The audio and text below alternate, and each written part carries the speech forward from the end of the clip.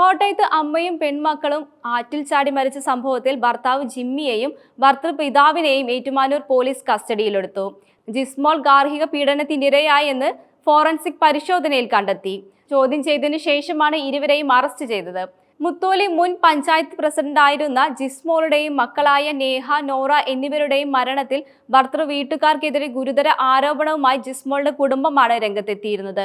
നാളുകളായി ഭർത്താവ് ജിമ്മിയുടെ വീട്ടിൽ ജിസ്മോൾ അനുഭവിച്ചത് കടുത്ത മാനസിക പീഡനമാണെന്നും അച്ഛനും സഹോദരനും പറഞ്ഞിരുന്നു. ഭർത്തൃമാതാവും മൂത്ത സഹോദരനും മക്കളെ മാനസികമായി നിരന്തരം ഉപദ്രവിച്ചതായും ജിസ്മോളുടെ പിതാവ് പറഞ്ഞിരുന്നു. മീനച്ചിലാറിൽ ചാടി ജീവനൊടുക്കിയതിന് മുൻപ് ആദ്യം വീട്ടിൽ വെച്ച് കൈത്തണ്ട മുറിച്ചും മക്കൾക്ക് വിഷം നൽകിയും ആത്മഹത്യ ചെയ്യാനുള്ള ശ്രമം ജിസ്മോൾ നടത്തിയിരുന്നു. ഈ സമയം ഭർത്താവ് ആശുപത്രിയിലായിരുന്നു. ചൂണ്ടയിടാനെത്തിയ നാട്ടുകാരാണ് അഭിഭാഷകയായിരുന്ന ജിസ്മോളെയും മക്കളെയും മീനച്ചിലാറ്റിൽ മുങ്ങിയ നിലയിൽ കണ്ടെത്തിയത്. ഈ മാസം 15-നാണ് കണ്ടത്. ഉടൻ തന്നെ ആശുപത്രിയിൽ എത്തിച്ചെങ്കിലും മരിച്ചിരുന്നു.